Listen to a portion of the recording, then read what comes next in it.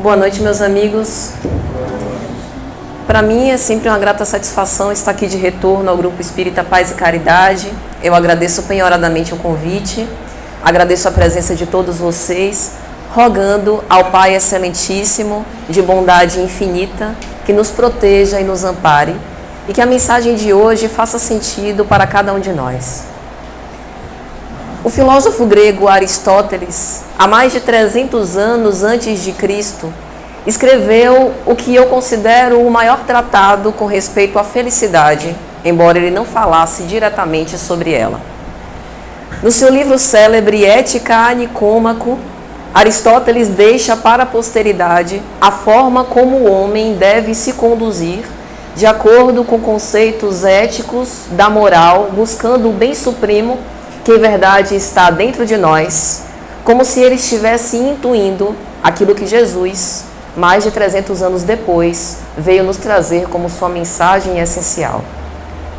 Como Jesus disse que o reino dos céus está no meio de nós, Aristóteles disse que o bem supremo é encontrado quando nós fugimos dos extremos, sem nos afeiçoar de uma forma muito desmesurada com os bens transitórios do mundo e sem viver numa atitude contemplativa. E nessa obra preciosa, ele vai dizer que existem basicamente 3 conceitos de felicidade. Aquele conceito mais propagandeado e propalado na sociedade em que vivemos. Veja que 300 anos antes de Cristo, Aristóteles já era muito atual. A sociedade hedonista do culto dos prazeres vende para nós que saciedade dos nossos instintos e dos nossos desejos é sinônimo de felicidade. E que para que eu possa me sentir feliz, eu tenho que fruir de tudo que o mundo material tem a me oferecer, vivendo sempre no esbanjar dos sentidos, como se a vida reduzisse a essa esfera material que por ora nós estamos experimentando. Uma outra vertente da felicidade diz que a felicidade consiste em buscar nos livros, na literatura, que nós herdamos pelo legado histórico da humanidade, o sentido para a vida, e compulsando esses ensinamentos históricos, religiosos, a depender da conjuntura social e cultural de cada uma das cenas da humanidade, nós vamos buscar para cada povo, para cada local, de acordo com as suas idiosincrasias, o que é ser feliz. E um terceiro conceito nos diz que a felicidade consiste numa atitude beatífica e contemplativa, em que eu vou me internar num mosteiro, numa casa espírita, num templo budista, numa igreja protestante, ou seja lá onde eu achar que Deus está, para que numa postura de adoração e oração fuja do contato do mundo e dos prazeres ditos mundanos, a fim de que eu alcance uma relação mais próxima com Deus. Bem se vê que esses últimos foram para um dos extremos e fugiram do conceito que Deus está em nós. E Deus habita todos os lugares para onde a gente vai, sobretudo a nós mesmos. Portanto, Aristóteles, de acordo com todas essas posturas, chega a concluir que a felicidade não está em nenhum desses 3 lugares. Os hedonistas, os primeiros que falamos, acreditam que com essa busca pelo desejo, em que eu, por exemplo, se tenho fome e desejo um prato de comida e logo depois que obtenho a satisfação desse desejo, entro numa saciedade, numa satisfação, busco logo depois um segundo desejo e fico nessa busca sôfrega e desenfreada, fugindo de uma sensação de paz interior. Allan Kardec vai analisar essa falsa felicidade como um dos maiores motivos de suicídio, quando, na questão 943 do Livro dos Espíritos, no livro 4º, quando ele vai falar sobre esperanças e consolações, pergunta a espiritualidade superior: por que o ser sente desgosto pela vida? E a espiritualidade, através de uma linguagem lúcida, clara, cristalina, vai responder: muitas vezes é fruto da ociosidade, da falta de fé e da saciedade dos sentidos. Ociosidade no sentido de nos colocarmos sempre ao trabalho como qualquer e todo fim útil, no momento em que eu me coloco à disposição dos meus semelhantes, seja distribuindo cestas básicas na rua, seja tolerando um parente intragável, seja convivendo bem com aqueles com os quais eu trabalho todos os dias, seja exercendo eticamente a minha profissão, ou seja, em todas as circunstâncias da minha vida, quando eu me coloco como um instrumento nas mãos de Deus, eu estou fugindo da ociosidade.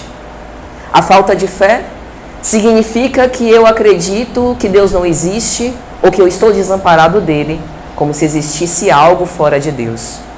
E ainda que ele não atenda as minhas súplicas da forma como eu acho que mereceria ou como eu gostaria que fossem atendidas, acredito que ele não vê as minhas dores e não se compadece de mim, quando na verdade nós, pais e mães, muitas vezes negligentes e imperfeitos que somos, não atendemos os desejos dos nossos filhos com o objetivo de preservar-lhes a existência. Imagine Deus, que é a suprema inteligência e a bondade infinita. E a saciedade é justamente este movimento em que eu tenho um desejo que é o tempo inteiro atendido e aquilo vai na contramão do que é a verdadeira e a autêntica felicidade. 300 anos depois, vem o Cristo, com uma proposta intrigante e um tanto quanto polêmica a respeito do que é a felicidade. Para o Cristo, felicidade consiste na renúncia de si mesmo. Consiste em doar a sua vida em prol dos semelhantes. Consiste em abandonar a convivência dos grandes gênios da humanidade, dos espíritos crísticos e puros que alcançaram a perfeição relativa que é dada à criatura alcançar, como ele, para viver entre pessoas imperfeitas que o flagelaram, laceraram, apedrejaram e pediram a sua crucificação. E ele estava verdadeiramente feliz. Para o Cristo, a felicidade não depende de nada exterior. Para o Cristo, a felicidade está dentro de nós. E somos nós que somos os artífices da nossa própria infelicidade quando fugimos e nos afastamos daquilo que preconiza a lei divina que está dentro de nós. Questão 614 de O Livro dos Espíritos. Quando Allan Kardec vai falar das leis morais e apresenta a lei divina, a espiritualidade lhe responde na questão 614. A lei natural é a lei divina. Ela é a razão pela qual todas as criaturas humanas são felizes. E o homem só é infeliz porque dela se afasta. Isso significa que nós padecemos das nossas próprias imperfeições. E o tempo inteiro, latejando na nossa própria consciência o caminho certo para fazer, todas as vezes que nós teimamos, recalcitramos contra os aguilhões, queremos fugir e nos libertar das conjunturas difíceis, complicadas, desgastantes, atormentadoras em que estamos, nós estamos, na verdade, querendo pular etapas, mas a progressão e a evolução não dá saltos. Se eu quero me libertar de uma situação complicada, eu preciso perseverar até o fim. E é esta suportabilidade das nossas dores que vai nos dar a verdadeira felicidade. Mas essa proposta é uma proposta um tanto quanto desconfortável. Hajamos de convir. Sacrificar-se para que nós possamos padecer felizes é uma meta difícil demais para a gente alcançar. Mas é porque nós temos sido pouco hábeis na tarefa de amar. E o amar aprende-se justamente amando. Felicidade, portanto, consiste em ressignificar as coisas que nos acontecem. Onde antes eu via uma doença que me deixa em estado terminal, em decrepitude do corpo físico, que era antes um corpo belo, esbelto, que esbanjava mocidade e jovialidade, eu tenho que perquirir aquela situação com os olhos do espírito e ver que ali o ser está expurgindo as últimas delinquências morais, a fim de que possa crescer as asas de libertação para uma vida espiritual mais feliz e mais progressiva. O olhar que nós temos em relação ao mundo é o que vai nos conferir a verdadeira e autêntica felicidade. Porque se nós tivermos uma visão essencialmente material, vamos ficar profundamente desanimados, entristecidos e até loucos. Quando ligamos os noticiários na TV, nós vemos cenas de violência, de falta de educação e de equívocos de todo tipo de jaez. Mas nós precisamos entender que estamos num hospital. E no hospital tem enfermos. Mas nós podemos escolher ficar do lado dos enfermos, que mesmo com as suas mazelas morais, partem para ser os auxiliares de enfermagem para ajudar aqueles que estão mais doentes que nós, ou podemos engrossar as fileiras daqueles que não querem cura. Quantas pessoas abarrotando os hospitais com sintomas que são profundamente investigados pela medicina já muito avançada na nossa época, e os médicos não conseguem diagnosticar doença física alguma. São as doenças da alma. E nós temos dentro de nós a farmácia, que vai ter todos os remédios para curar a nós mesmos. Nós geralmente projetamos a nossa felicidade para algo externo. Serei feliz quando conseguir um casamento e viver a vida inteira ao lado do príncipe encantado. Serei feliz quando os meus filhos estiverem crescidos, formados e montarem as suas próprias famílias. E há transtornos psicológicos que se chama da síndrome do ninho vazio, quando a mãe forma e os filhos saem todos casados da sua casa e ela sente solidão. Veja que contrassenso. Nós somos seres extremamente contraditórios. A vida vai o tempo inteiro alternando os eventos e nós somos flexíveis.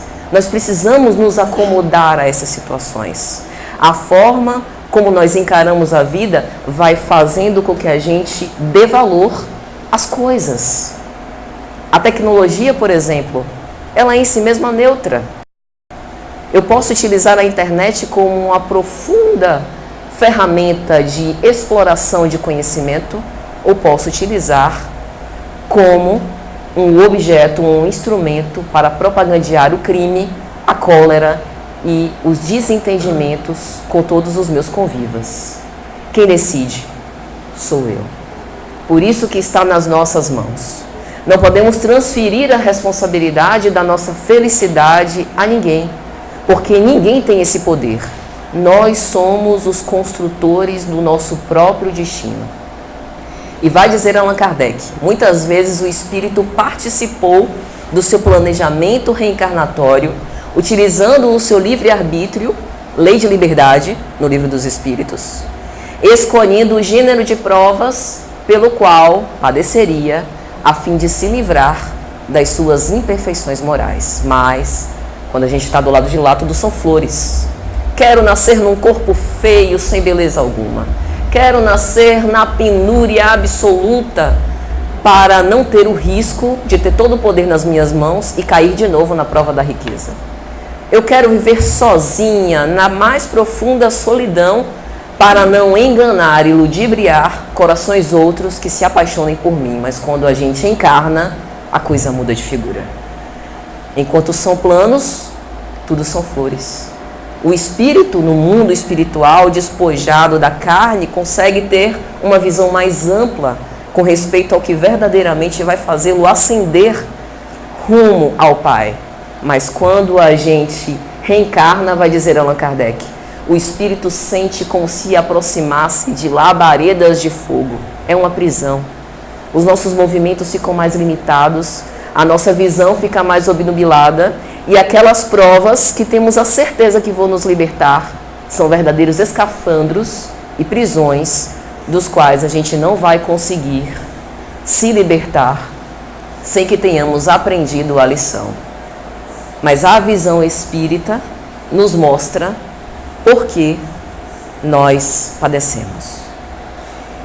E que o que antes para nós poderia ser um motivo de tortura íntima, e de profunda aflição, agora é um motivo de felicidade, porque nos permite esperançar dias melhores, se nós pudermos perseverar. E então Aristóteles vai dizer que a felicidade consiste na busca incessante da perfeição.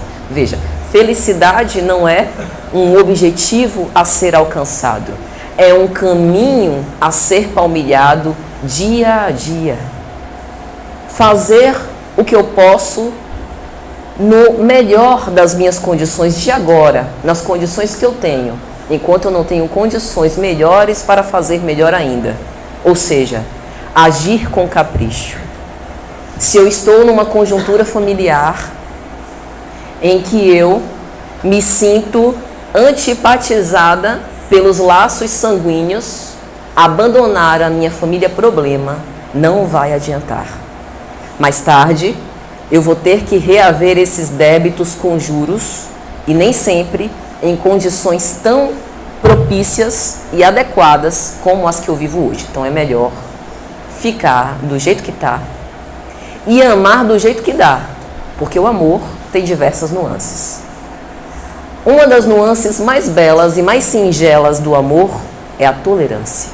E o quanto que nós não temos visto nos dias de hoje sobre intolerância. Intolerância a frustrações. Ontem eu via no jornal, o menino pediu a menina em namoro, a menina não quis, ele matou a menina. Graças à frustração nós somos felizes, porque se tivéssemos tudo o que desejássemos, entraríamos na sociedade e seríamos completamente infelizes. Mas nós precisamos ajustar a expectativa que nós temos. Se eu lanço todas as minhas esperanças de felicidade em alguém que não dá a mínima para mim, eu estou cavando a minha própria infelicidade. Mas veja, quando eu tomo as rédeas da situação e eu faço tudo o que posso para viver com mais satisfação a vida que eu tenho, eu vivo uma vida plenamente feliz. Além da intolerância, a frustração, o quanto que nós não temos visto sobre intolerância às convicções alheias. Porque o outro tem que pensar da forma como eu penso, senão eu não gosto do outro. Senão eu não preservo o outro nos meus círculos de amizade. Senão não me serve. E as diferenças?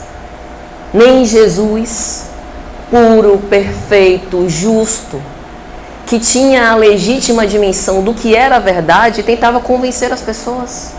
Imagine nós que temos uma visão tão deturpada, tão parcial e tão estreita daquilo que é a verdade. A verdade para mim é a que eu posso enxergar, de acordo com os meus conhecimentos intelectuais, com as minhas experiências de vida, com o meu contexto cultural e com o meu contexto familiar, o ambiente. O outro tem outras convicções, de acordo com as conjunturas em que ele foi colocado para existir. Trocar é a forma mais inteligente de conviver. Por isso que nós precisamos buscar a conciliação, viver em paz com as pessoas. Porque é no relacionamento com o outro que eu vou conseguir descobrir o que é que verdadeiramente me faz feliz.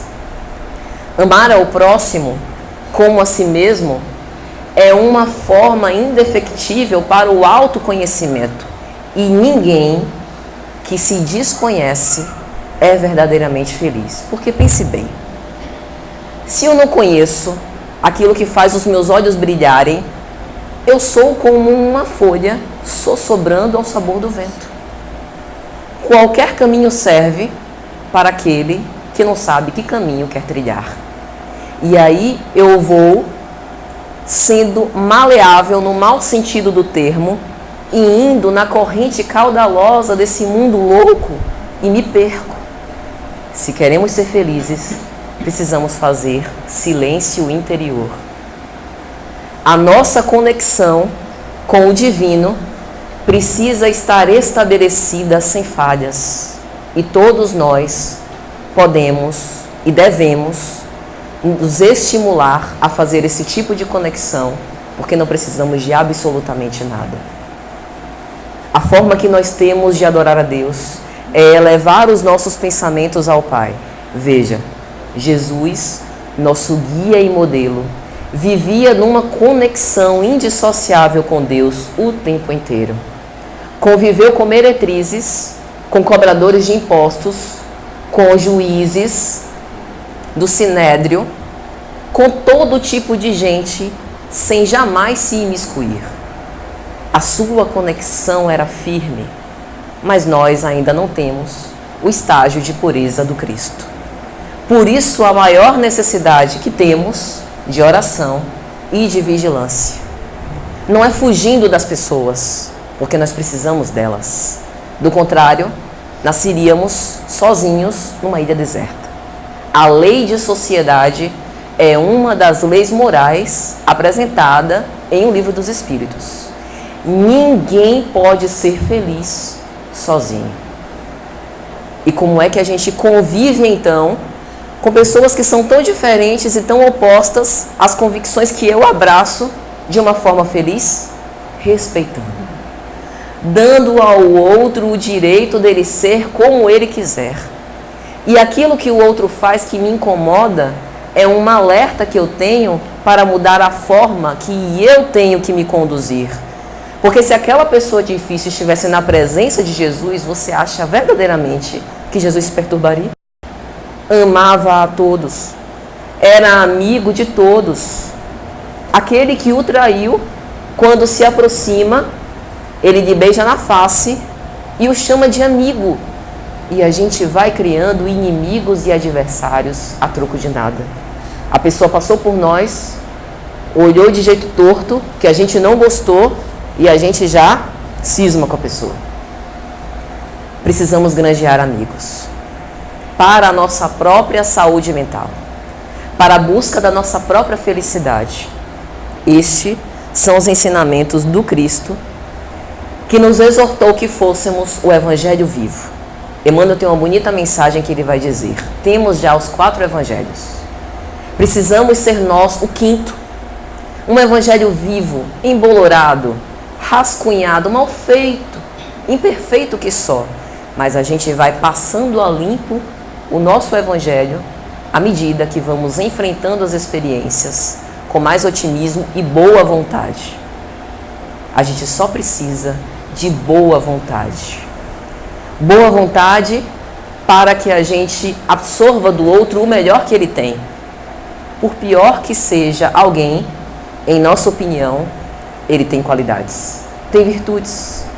Vamos então focar nisso e dar ao outro o melhor também que nós temos. Porque em geral a gente ajusta a nossa parcela de amor em função do que o outro me dá. E aí a gente, sem querer, está dando ao outro, outorgando ao outro o controle sobre nós. Se ele me trata com amor e gentileza, eu também o trato assim, com cortesia e educação. Não.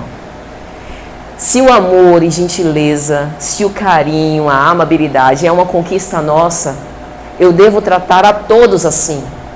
Não é fácil, sabemos, mas esse é o convite. É um exercício. Teremos também pessoas afins com que vamos confraternizar. Teremos pessoas afins que vamos encontrar e elas vão reforçar este melhor em nós. Mas não podemos devolver ao outro algo que não queremos manter para a nossa própria felicidade. E na obra Jesus no Lar, pelo espírito Neio Lúcio, há uma mensagem muito bela intitulada A Receita da Felicidade. O apóstolo Tadeu, Judas Tadeu, que não era o Iscariotes, pergunta ao Cristo: Senhor, eu gostaria de saber quando que o reino dos céus vai popular o coração dos homens. Quando que a paz divina será presente e constante no coração das criaturas. Porque eu me sinto muito desanimado, há muita discórdia, há muito sofrimento e o meu coração fica martirizado de aflições em ver tudo isso. E o Senhor docemente lhe sorri. E ele continua a dizer: o meu sonho é que a felicidade reine no coração de todos e que tenhamos a mais absoluta paz. E o Cristo simplesmente lhe pergunta: o que você tem feito para isso acontecer? Essa é a pergunta que nós devemos nos fazer. O que nós temos feito dentro de nós para que a felicidade reine sobre a terra? Quando alguém nos profere uma calúnia ou nos fala de uma forma mais ácida e irritada, como é que a gente reage? Devolvendo na mesma moeda ou absorvendo aquilo num extremo ato de renúncia? Todas essas pequenas renúncias do dia a dia vão nos galgar robustez moral para que realizemos as grandes renúncias do testemunho. O madeiro infamante do Cristo não é o mesmo que a gente precisa carregar. A nossa cruz é em geral mais leve, uma cruz de palha que nos espicaça dia após dia até o fim da nossa existência. Mas é uma cruz que precisamos suportar com honradez e otimismo nos nossos corações. E Judas Tadeu dizia: mas eu gostaria que os outros me compreendessem, ainda que eu carregue imperfeições, que eu erre, que eu me equivoque, aqui ou ali, eu gostaria que eles vissem aquilo que eu tenho de melhor, as virtudes que eu já consegui conquistar. E Jesus, mais uma vez, lhe redargue dizendo: e você? Tem compreendido as ações dos outros? Tem se compadecido pelas misérias humanas? Tem visto no outro também aquilo que ele tem de melhor para dar? É através desses atos elevados de compreensão que a gente vai somando esforços para a construção de um mundo melhor. Porque o político que foi empossado veio de um seio familiar. E ele só pode agir de acordo com o que ele aprendeu. Se nós dissemos que as nossas ações é fruto do que a gente estuda, do que a gente pratica e do contexto em que a gente viu, a gente vê a importância que um lar tem. Os grandes mártires, que passaram anônimos e desconhecidos ao longo dos tempos, honraram no lar aquilo que eles querem para construir na humanidade inteira, na fraternidade universal. Dito de outra forma, se eu quero que a paz contamine toda a humanidade, preciso viver em paz dentro de 4 paredes, quando ninguém está olhando, porque isso é ética. A busca do bem supremo é fazer o que eu sei que eu devo fazer quando eu não tenho olhares espectadores, porque Deus tudo vê. As nossas intenções, as nossas conquistas pessoais, os nossos desejos mais íntimos, inconfessáveis, Ele vê. E Ele nos ama da forma como nós somos. Precisamos repetir. Amar os nossos irmãos também da forma como eles são. Porque só a Deus cabe o julgamento. Porque só Ele conhece todas as nuances e dimensões de cada um de nós. E nós precisamos também refletir sobre as diversas fugas no mundo. O mundo apresenta diversas distrações numa linguagem budista. Deus jamais condenou os gozos terrenos, mas condenou o abuso deles. O reino dos céus está no meio de vós. Viver uma vida com parcimônia, com harmonia, com equilíbrio, é caminho e certeza da felicidade. Porque quando nós cultivamos a serenidade, vem a lucidez. E com a lucidez nós podemos fazer escolhas melhores. As experiências são testes pelos quais nós passamos para que possamos aprender a escolher cada vez melhor. As tentações são necessárias para o nosso próprio adiantamento, porque não há ninguém que irá evoluir sem mérito. Deus poderia ter nos feito perfeitos se Ele quisesse, mas onde é o nosso mérito? Precisamos, portanto, que vençamos as provas e expiações com o objetivo de galgar a perfeição e com ela também o triunfo da nossa felicidade. E é por isso que o mundo nos distrai Mas nós que somos espíritas, que acreditamos na imortalidade da alma, sabemos que não estamos nesse mundo a passeio. É justo confraternizar com os nossos irmãos. É justo ter prazeres em família, viver aquilo de bom que o mundo tem a nos oferecer, mas sem perder a nossa destinação essencial, que é progredir cada vez mais,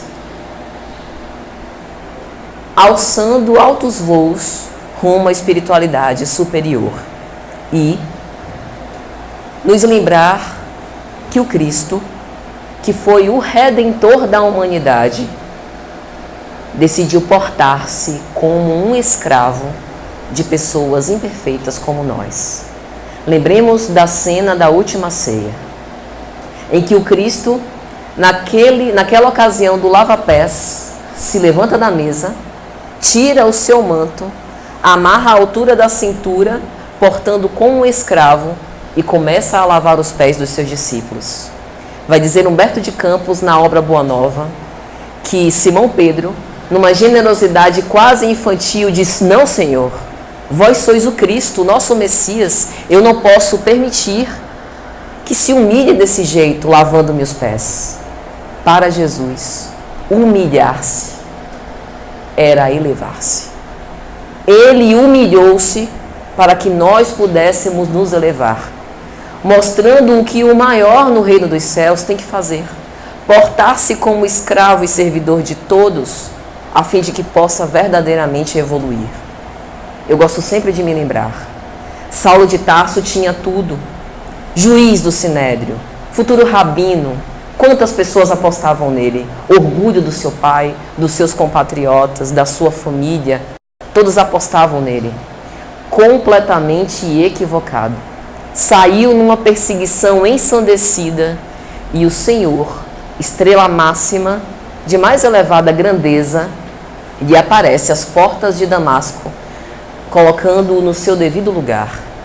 E naquele momento ele se convence e efetua uma completa mudança de postura perante a vida. Precisou tudo perder, foi ser tecelão no oásis de Dan, tendo que trabalhar para sobreviver, a fim de dar valor ao que verdadeiramente importa. E assim também pode ocorrer conosco. Quando a vida nos sorri, estamos de pé, saudáveis, com todos os membros funcionando, todas as funções fisiológicas em dia, não damos valor. Mais um dia que eu tenho que acordar cedo para ir trabalhar, que saco. Fica doente. Deus o livre, mas fica doente. Internado no hospital, dia após dia, comendo aquela mesma comida insossa, sem poder se levantar, tendo os seus movimentos limitados pela doença e pela enfermidade, que muitas vezes é o processo de cura do espírito. Ali a gente bendiz a nossa rotina tão estafante. Muitas vezes isso acontece para que a gente possa despertar. Veja que todos os grandes encontros que o Cristo teve com Saulo de Tarso, com as mulheres do Evangelho, com os leprosos, com o cego de nascença, foram um movimento de fazer com que os indivíduos despertem para o que verdadeiramente importa e para o que vai nos garantir a felicidade. Se nós já temos acesso a todos esses conhecimentos e se a doutrina espírita nos explica de uma forma muito mais direta e clara, nós não temos mais motivos para nos sentirmos infelizes e enfadados. Basta cumprir. Felicidade, portanto, é bem viver. Aprendemos como ter. Agora precisamos aprender primeiro a ser. No momento em que nós despertamos para essa realidade espiritual, nós nos preocupamos em ser cada vez melhores para nós primeiro, a fim de dar ao outro aquilo que são as nossas conquistas também melhores. Como o nosso planeta ainda não é, mas está passando por uma fase de transição para um planeta regenerado, o mal ainda pulula, ainda é a maioria entre nós. Portanto, felicidade absoluta aqui nós não podemos fruir. Por quê? Pelo orgulho e pelo egoísmo. No capítulo 11 de O Evangelho segundo o Espiritismo, o Espírito Emmanuel vai assinar uma mensagem intitulada Egoísmo, e ele vai dizer: o egoísmo é o maior óbice para que o ser humano alcance a própria felicidade. E como nesse mundo de provas e expiações, o egoísmo é ainda muito frequente, tão frequente, que a gente vê nas ruas por onde a gente passa a desigualdade social, fazendo com que pessoas vivam em extrema penúria, tendo privações de todo tipo de coisa, principalmente de alimentos para sobreviver. A gente vê o quanto que ainda somos profundamente egoístas. Mas tem uma boa notícia. A vida moral elevada e a forma como nós vamos escolhendo nos conduzir desde a vida presente suaviza essa sensação de infelicidade. Mais uma vez, corroborando os ensinos de Aristóteles, o nosso bem proceder e o nosso esforço em buscar sempre trilhar pela porta estreita, como Cristo disse, porque a porta da perdição é larga e o caminho que a ela conduz é espaçoso e há muitos que por ela entram, ainda é garantia de felicidade entre nós. E como é que a gente passa pela porta estreita? É preferindo ser humilhado, espicaçado, torturado? Não é apologia a que a gente viva de uma forma torturante, mas é uma atenção que nós temos que ter para escolher o bom caminho, que nem sempre é o caminho mais fácil. Às vezes, nós vivemos situações que são extremamente aflitivas para nós. Para citar um exemplo, solidão. Joana de Ângeles tem uma mensagem intitulada Karma de Solidão, na obra Viver e Amar, que ela vai dizer exatamente isso. Esse desânimo e esmorecimento por que passa, porque a nenhum coração suscita amor e carinho, muitas vezes é repercussão das ações que você tomou e das decisões que você tomou malogradas do passado. O que ora te falta, mal barataste. Perdeste porque descuraste enquanto possuías aquilo que de agora tens necessidade. Lei de causa e efeito.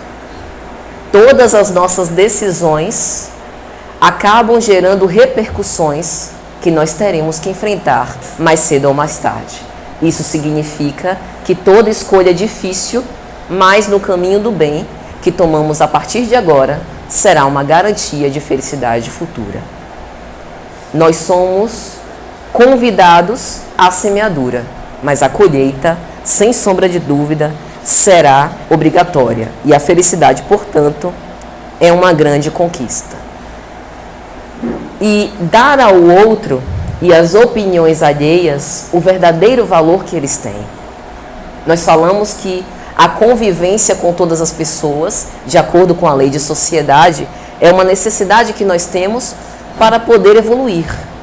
Mas muitas vezes nos deixamos levar pelas opiniões alheias e esquecemos da responsabilidade e da autonomia que nós temos em relação à própria vida. E Emmanuel tem uma mensagem que ele vai dizer: imagine se a chuva sofresse com todas as censuras.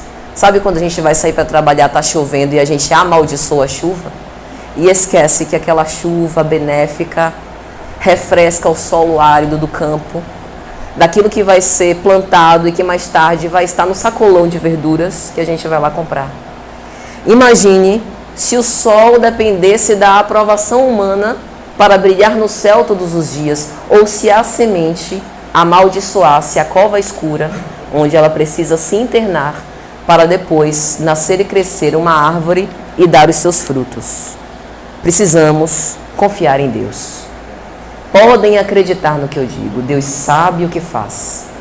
Por mais que a gente ache que estamos na família errada e Deus errou de endereço, nos colocou numa conjuntura que não era bem aquela, acidentes acontecem, tá tudo certo.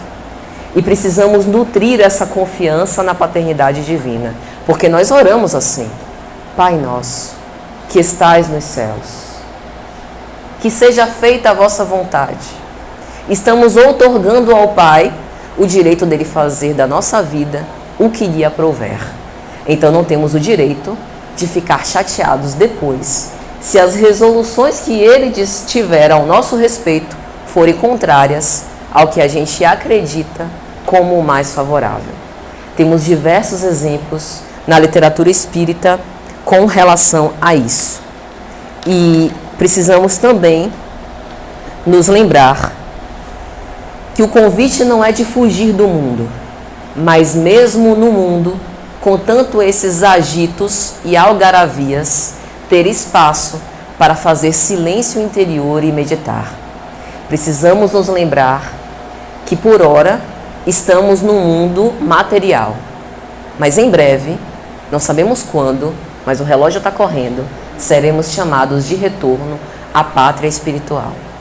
Assim como o corpo físico nos vela quem nós somos, o esquecimento do passado, que é esse véu sobre as nossas consciências, quando retornamos ao mundo espiritual, vamos nos despojar desse corpo físico e voltaremos à nossa realidade interior.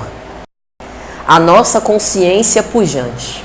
Seremos só nós e Deus. E aquilo que nós fomos alimentando na nossa psicosfera interior será a nossa morada, onde quer que a gente vá. É por isso que nós moldamos o céu ou o inferno ao redor dos nossos passos. Nós construímos o tempo inteiro esse destino. Pensamentos ruins, sentimentos de tristeza e angústia fazem parte e são naturais essas oscilações ao próprio funcionamento psíquico. Mas aquilo que nós vitalizamos e no que nós estamos nos demorando, é isso verdadeiramente que nos mostra como nós despertaremos no além-túmulo. Nós morreremos da mesma forma como houvermos vivido. E se queremos saber se seremos felizes ou não, precisamos fazer uma reflexão honesta, clara e lúcida, se com as nossas escolhas de agora, verdadeiramente estamos sendo felizes. Controlar a nossa irritação. Perseverar com caridade em relação aos nossos semelhantes. Muito se fala sobre caridade material. E dentro dessas conjunturas egoístas e de desigualdade que nós vemos, ela é ainda muito importante. Mas a caridade moral é ainda mais importante e mais difícil de ser feita, porque requer uma renúncia ao nosso próprio ego. Requer ouvir algo que nos desagrada e absorver aquilo, transparecendo bondade. Não é ser falso, não é ser dissimulado, é ser caridoso. Requer ouvir a ofensa e perceber que aquele que age com extrema agressividade ao meu respeito, na realidade é um grande enfermo da alma. Aquele que me odeia, que é o meu inimigo, o meu adversário, adoeceu. E ele merece as minhas orações antes das minhas acusações. Não é fácil. E teremos esses adversários, mas muitas vezes somos nós também que projetamos os nossos adversários internos no outro. E aí vamos distribuindo demônios a toda e qualquer pessoa pelas quais nós passamos. Daqui a pouco estamos com crise de perseguição, achando que todo mundo nos odeia, que o mundo está articulando alguma trama para nós. Precisamos ter cautela e lucidez. Se a nossa psicosfera interior cultiva momentos de paz e de harmonia, provavelmente estaremos mais sintonizados com essas vibrações de equilíbrio de uma espiritualidade que não cansa de nos abençoar, mas está no nosso querer. A conexão do alto permanece constante. E nós estamos ligando o nosso roteador nesse Wi-Fi? É isso que nós precisamos sempre pensar. E não esquecer que os grandes mártires do Evangelho, aqueles que nos precederam, é interessante porque mesmo nos testemunhos mais difíceis, Pensem, por exemplo, em Estevão, apedrejado perante uma multidão ensandecida, seminu, extremamente humilhado, apenas chorava. E nos seus olhos, vai dizer Emmanuel na obra Paulo e Estevão, transparecia uma serenidade imperturbável. De onde vem?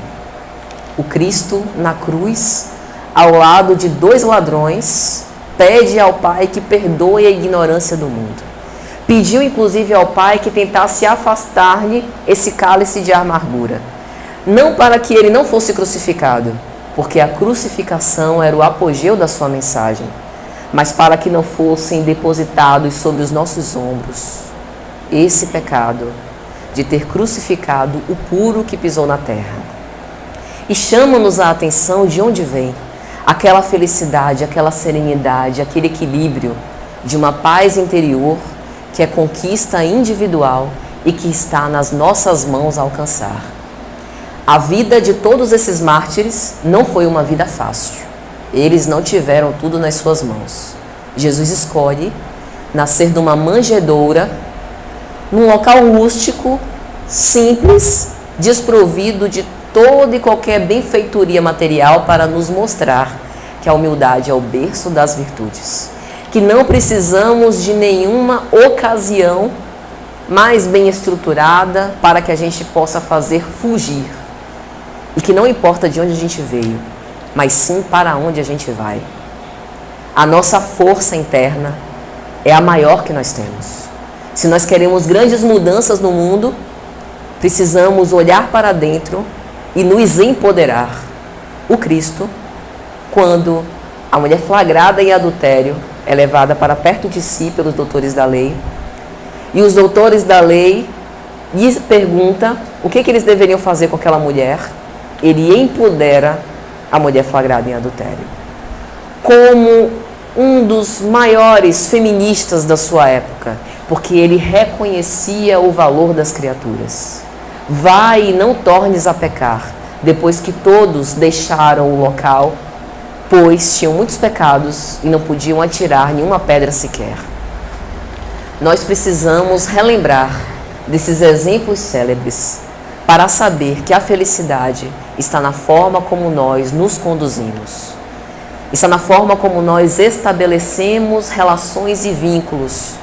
E não importa aquilo que nós fizemos até agora, mas sim as resoluções que teremos daqui para o nosso futuro. E já caminhando para o final, tem uma frase do apóstolo Paulo, que está na sua 2ª epístola aos Coríntios, que sempre me deixou bastante intrigada, pois é quando sou fraco que eu sou forte. Como assim? E eu particularmente me senti sensibilizada com essa frase, porque nós somos efetivamente muito fracos. Vemos todos esses exemplos dos grandes mártires e nos achamos tão distantes. A própria mensagem do Cristo para nós é um objetivo tão distante de ser realizados. Nós somos tão imperfeitos, temos tantas mazelas, conservamos tantas incompreensões. Como que a gente vai copiar os passos de Jesus? É um processo. As mensagens que o Cristo nos deixou são mensagens de redenção das criaturas, em que a gente vai vivendo o Evangelho dentro das condições que temos, do jeito que dá. A lição evangélica é uma lição que alcança patamares de evolução os mais diferentes. Tanto os grandes testemunhos como os desses mártires, como os pequenos testemunhos, anônimos e silenciosos que nós podemos empreender. Mas ele precisa da boa vontade. Se nós quisermos, poderemos transformar a nossa vida num celeiro de bênçãos. Basta que reflitamos. O mundo nos convida para que a gente possa expor, curtir, viver para fora, mas precisamos conservar a serenidade e o equilíbrio e nos analisar o tempo inteiro, repetindo o que Santo Agostinho disse na questão 919 do Livro dos Espíritos. Fazei o que eu fazia todos os dias para que possa conhecer a si mesmo.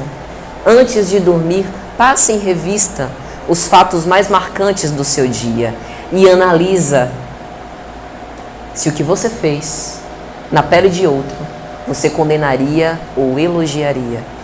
É assim que a gente vai obtendo chances melhores para construir essa verdadeira felicidade em torno de nossos passos. Meus amigos, que Jesus nos abençoe e nos encoraje. Que nós mantenhamos no nosso coração sempre os bons sentimentos e que a nossa boa vontade seja a ferramenta para que possamos ser cada dia mais felizes. Muita paz.